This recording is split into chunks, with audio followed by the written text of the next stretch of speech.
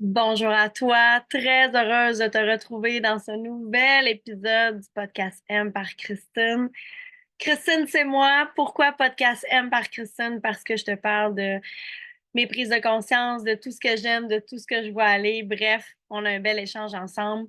Donc, peut-être que tu m'écoutes dans ta voiture via Spotify ou bien on est ensemble sur YouTube en ce moment. Je t'invite à me laisser un commentaire, à aimer, à partager cet épisode où j'ai envie de te jaser de responsabilité. J'ai déjà eu une coach, Marcel Michaud, pour ne pas la nommer, qui utilise la PNL, entre autres, qui disait qu'on était responsable de tout ce qui nous arrivait dans notre vie. Bon, là, je t'entends déjà dire, voir, Christine, que les gens qui sont atteints de cancer, comme ta mère qui en est décédée, étaient responsables de son cancer. Je te laisse mijoter là-dessus, mais c'est pas de ça que j'ai envie de te parler. J'ai envie de te parler de justement qu'est-ce qui arrive quand tu prends tes responsabilités. Je suis beaucoup, beaucoup, beaucoup là-dedans en ce moment dans ma vie, puis j'ai envie de te partager les brides de réflexion puis de prise de conscience que j'ai fait par rapport à ça.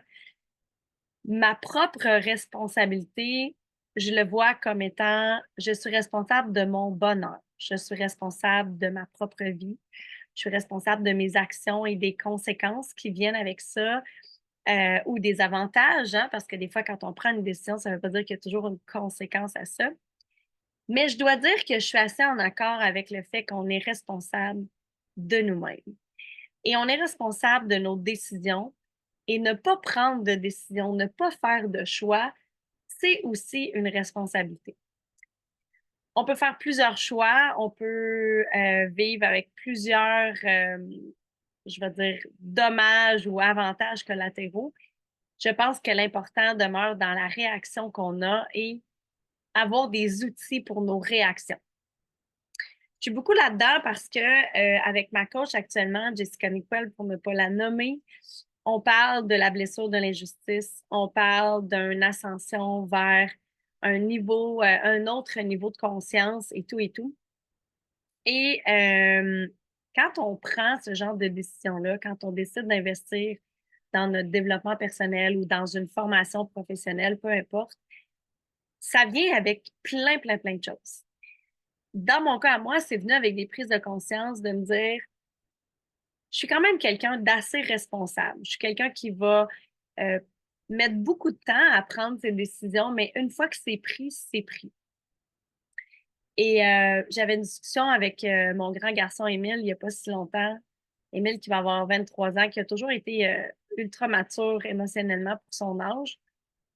Pas toujours été mature dans toutes les sphères de sa vie, mais c'est ça la jeunesse. Et il me disait, maman, toi, il n'y a jamais de zone grise. C'est toujours tout blanc, tout noir, mais ça existe les zones grises. Ça m'a rentré dedans quand il m'a dit ça parce que je me disais, ben voyons, je suis capable d'avoir une zone grise. Mais je dois admettre, et je vais le faire ici, qu'Emile avait raison. C'est rare qu'il y ait une zone grise dans ma vie. C'est tout blanc ou tout noir. Et c'est pour ça probablement que ça me prend autant de temps à prendre des décisions et c'est probablement pour ça que je suis autant responsable et que j'assume pleinement mes choix. C'est que je veux pas être dans la zone grise parce que ça devient inconfortable.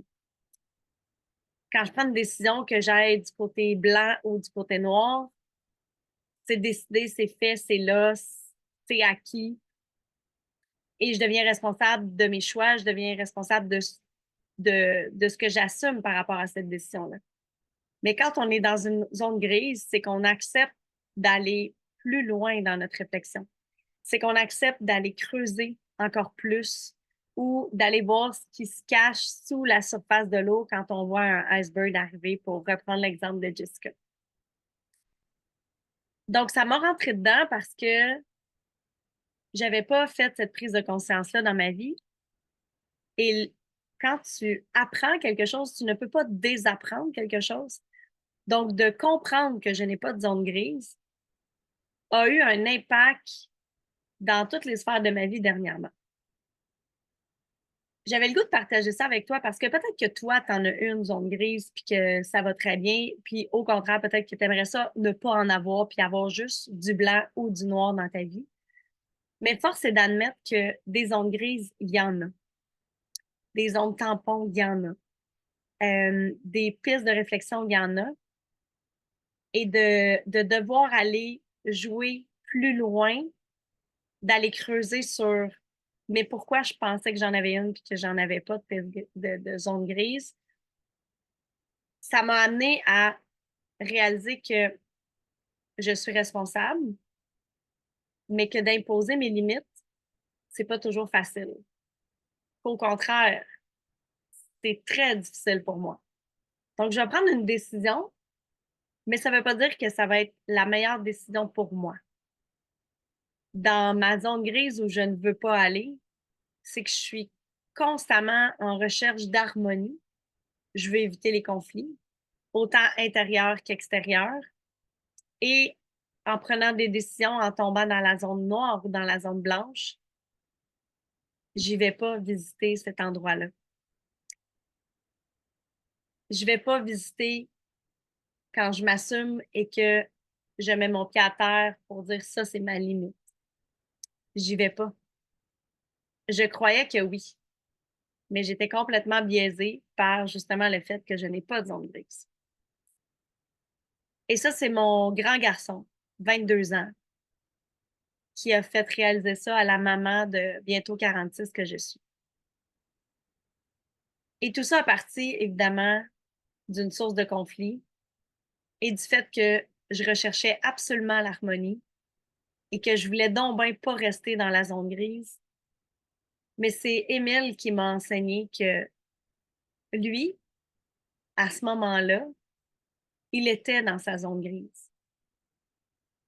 Et il a voulu mettre ses limites. Et moi, je voulais pas rester dans la zone grise.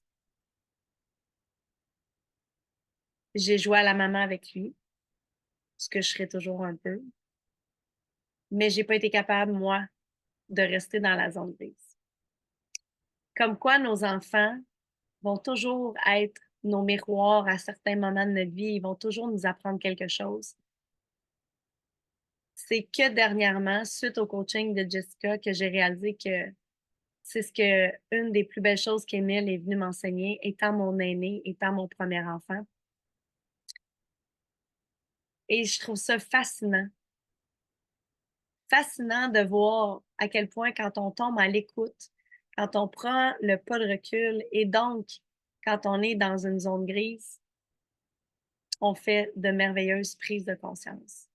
Et c'est là, je pense, que se tient vraiment le secret d'être responsable de nous-mêmes, de pouvoir assumer nos décisions et de pouvoir imposer nos limites qui nous font grandir nous, qui montrent l'exemple aux autres, à notre entourage, aux gens qu'on aime, pardon, aux gens qui nous côtoient, aux gens qui nous suivent sur les réseaux sociaux.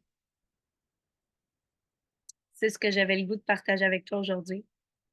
Je serais curieuse de te lire ou même de t'entendre si tu veux m'envoyer un petit vocal sur les réseaux sociaux. Ça me ferait vraiment plaisir de partager avec ce sujet-là avec toi ou tout autre sujet. Si tu connais quelqu'un qui aurait peut-être besoin d'entendre mes pistes de réflexion, je t'invite à partager cet épisode. Et sinon, ben, je te souhaite de prendre soin de toi. Je t'embrasse. À bientôt.